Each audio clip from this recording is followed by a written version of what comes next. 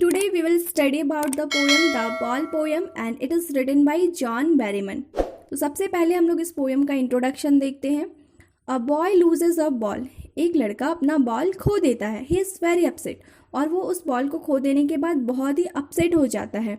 A ball doesn't cost much nor is it difficult two by another ball. उस ball का cost बहुत ज़्यादा नहीं होता है और ऐसा भी नहीं है कि उस बॉल को खरीद पाना बहुत ही मुश्किल काम है.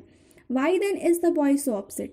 तो फिर वो लड़का इतना उदास क्यों हो जाता है. उस बॉल का प्राइस भी ज़्यादा नहीं होता है और उस बॉल को खरीद पाना ज़्यादा मुश्किल भी नहीं है. तो फिर वो लड़का का अपसेट होने का रीज़न क्या है.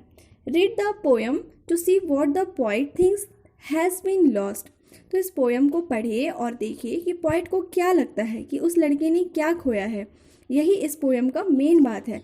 खोने को तो उस लड़के ने सिर्फ एक बॉल खोया है, बट पोइट को लगता है कि उस लड़के ने और भी कुछ खोया. उस बॉल के साथ भी उसने कुछ खोया है. And what the boy has to learn from the experience of losing something.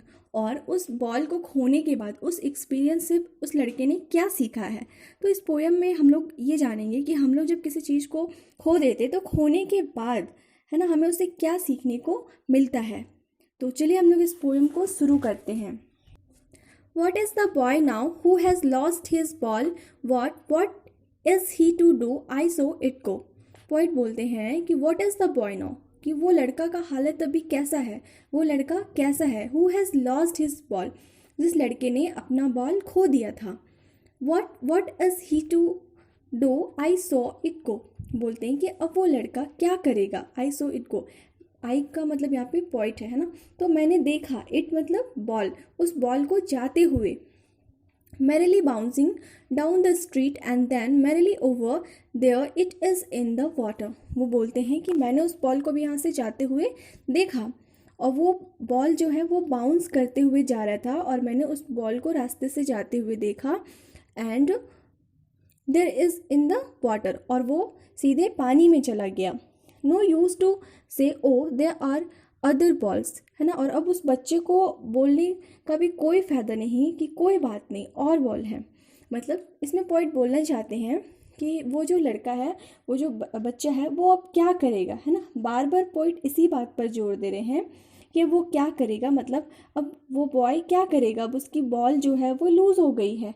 मैं भी देखा कि वो बॉल मैरिली बाउंस करते हुए नीचे चला गया पानी में.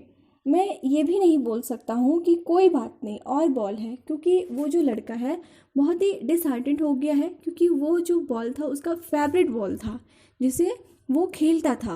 N ultimate seeking grief fixes the boy as he stand rigid trembling staring down all his young days into the harbor where his ball went. I would not intrude on him a dime. Another ball is worthless.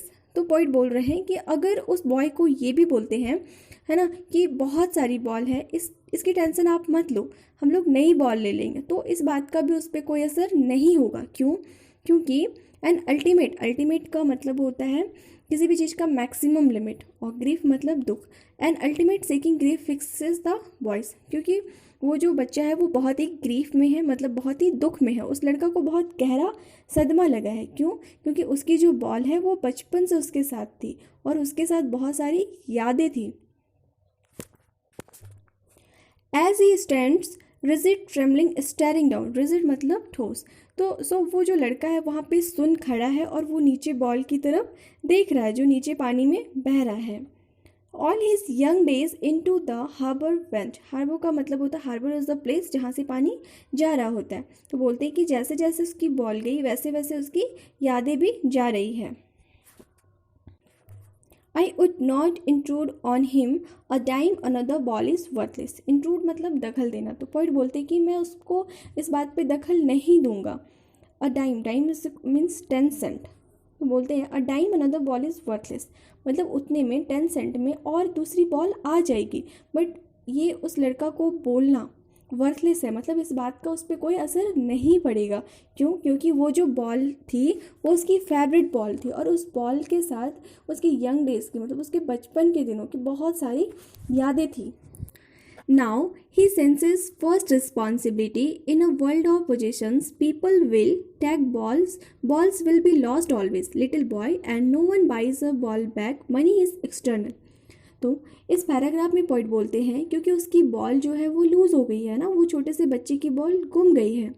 तो now he senses first responsibility. तो अब वो जो बच्चे है उसके पास क्या आ गई है, सेंस ऑफ रिस्पॉन्सिबिलिटी। उसे पता चल गया है कि मेरी चीज़ गुम गई है।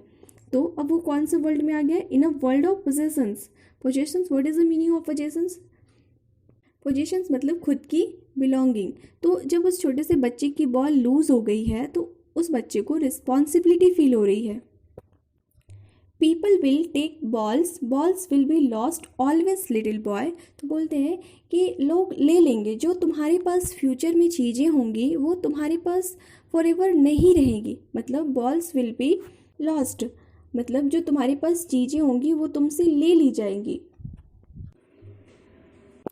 And no one buys a ball back, money is external. और वो वापस लौट के नहीं आएंगी कभी कभी, है ना। जो चीज़ें तुमसे एक बार छीन जाएंगी फ्यूचर में तो शायद वो तुम्हारे पास कभी लौट के नहीं आएंगी। मनी इज़ एक्सटर्नल, तो वो बोल रहे हैं मनी जो है वो एक्सटर्नल है। पैसे से नई बॉल तो ख़रीदा जा सकता है ना, दैट इज़ एक्सटर्नल। पैसे से तो आप कुछ भी खरीद सकते हो, बट इसके साथ जो मेमोरीज़ है ना, जो यादें हैं, वो आप कभी भी वापस नहीं ला सकते हो। तो यहाँ पे पॉइंट बोलना चाह रहे हैं कि कोई भी इंसान पैसे से चीज़ें तो खरीद सकता है, लेकिन वो यादें जो उन चीज़ों से जुड़ी हुई होती है वो वापस वो नहीं खरीद सकते हैं। He is learning well behind the desperate eyes the epistemology of loss, how to stand up, knowing every man must one day know and must know many days how to stand up। In this paragraph point बोलते हैं कि अब छोटे से बच्चे को अपनी first sense of responsibility का पता चल रहा है। उसको पता चल रहा है कि ये होता है वर्ल्ड ऑफ पोजेशंस में आना। मेरी चीज़ें जिसके साथ मेरी बहुत सारी यादें जुड़ी हो और वो गुम गई है, वो जा चुकी है ना। तो अब वो समझ रहा है कि ऐसी चीज़ें फ्यूचर में हो सकती है ना, जिससे उसका बहुत लगाव हो, है ना, जिससे उसकी बहुत सारी यादें जुड़ी हो, वो शायद आगे जाके उसके साथ ना रहे, वो गुम जाए, वो उससे दूर हो सकती है। He is learning well behind his desperate eyes. तो वो बोलते हैं कि ही इज़ लर्निंग, है ना, वो लर्न कर रहा है इन सब चीज़ों से, है ना, सीख रहा है। द एपिस्टेमोलॉजी ऑफ लॉस, मतलब उसको नॉलेज हो रहा है कि लॉस करने का मतलब क्या होता है, हम किन चीज़ों को लॉस कर रहे हैं ना। मतलब हमसे क्या चीज़ छिन जा रहा है। हमारे पास कोई ऐसी चीज़ है जिसका हमारे लाइफ में कोई वैल्यू नहीं है ना, और अगर वो लूज़ हो जाएंगी तो we will not feel bad about it. But हमारे पास अगर कोई ऐसी चीज़ है जिसकी हमारी लाइफ में बहुत वैल्यू है ना, बहुत इंपॉर्टेंस है ना, और अगर वो लूज़ हो जाती है तब हमें पता चलेगा, है ना, कि लॉस का मतलब होता क्या है ना, किसी चीज़ को खोने का रियल में मतलब होता क्या है।